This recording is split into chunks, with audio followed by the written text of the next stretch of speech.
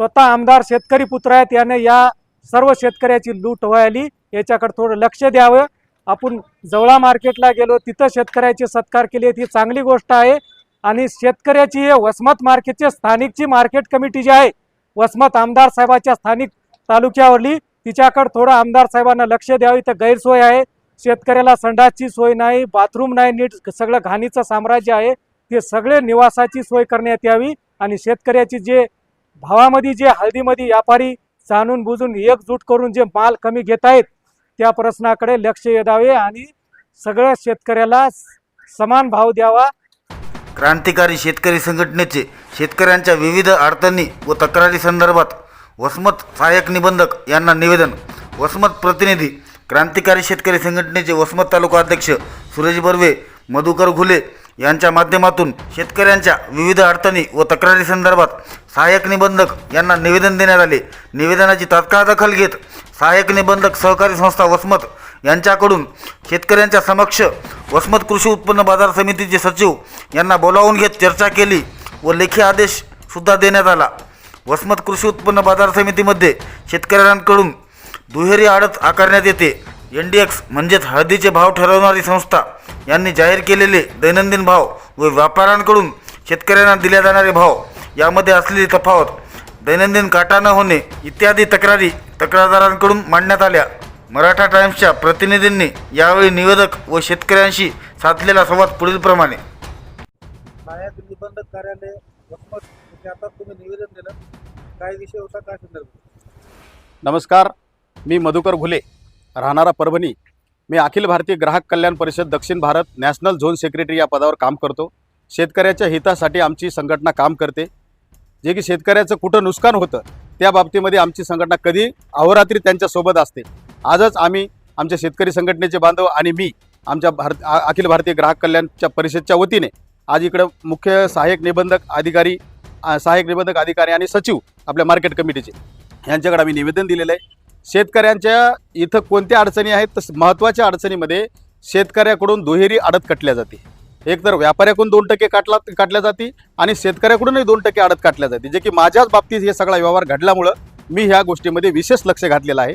शेतकऱ्यांना आडत माफ केलेली आहे मार्केटनं, तरी पण शेतकऱ्याकडून ही लूट का केल्या जाते? बाजारभावाबद्दल तक्रारी केल्या जातात।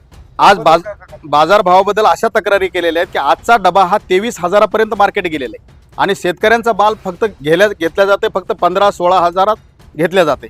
आणि आज तर एवढं कंडिशन आउट झालेलं आहे, शेतकऱ्यांचा माल यार्डामध्ये खुला करून टाकलेला आहे। या बाबतीत सहाय्यक निबंधक यांनी आपल्याला काय सहाय्यक निबंधक यांनी आमची तक्रार नोंदवून घेतली आणि आमच्या पत्रावर त्यांनी लगेच ॲक्शन घेतली आणि ताबडतोब त्यांनी कृषी आपल्या मार्केट कमिटीला लगेच त्यांनी त्यांचं निवेदनचं पत्र पाठवलेलं आहे आणि आम्हाला पण त्याची प्रत दिलेली आहे। आणि ह्या बाबतीमध्ये जर आमचं समजा म्हणणं ऐकून घेतलं तर आम्ही 14 तारखेला शेतकरी संघटना आणि अखिल भारतीय ग्राहक कल्याण परिषद या ठिकाणी उपोषण करणार आहेत, असा इशारा आम्ही सरकारला देत आहोत।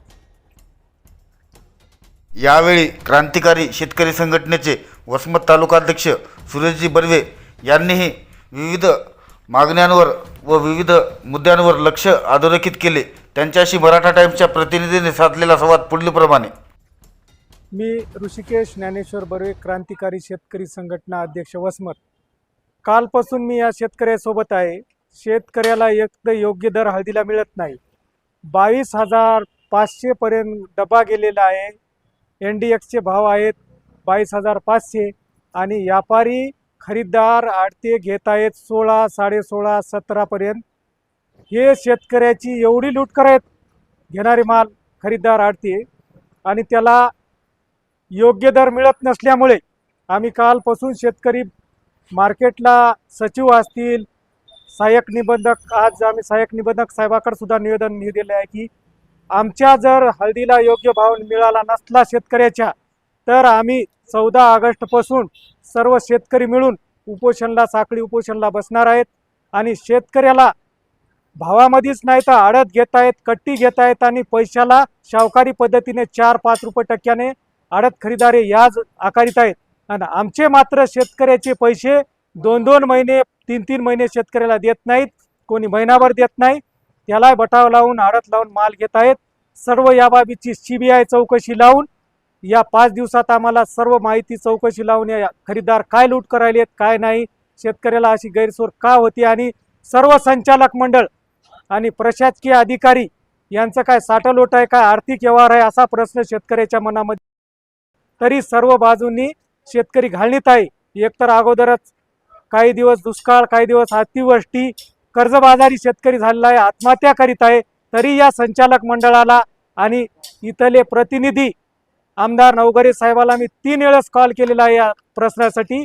त्यानं थोडं लक्ष घालून, नवघरे साहेब हे शेतकरी पुत्र आहेत, या मार्केट कमिटीचे संचालक आणि आमदार आहेत, त्याने या प्रकरणामध्ये चांगलं सखोल चौकशी करण्यात यावी त्यांनी आणि शेतकऱ्याचे प्रश्न मार्गी लावून शेतकऱ्याच्या हळदीला जे डबा आहे, आज डबा 22 ते 23 वर गेला आहे, ते शेतकऱ्याला 20,000च्या पुढी भाव देण्यात यावा व 20,000च्या पुढी शेतकऱ्याच्या हळदीला बोली लावण्यात यावी आणि बोली 400, 500, 1000ने लावण्यात यावी. 10 रुपयाला चहा येणं झाला आहे, 15 रुपये 20 रुपये चहा भेटायला, चहाला लागायली आहेत.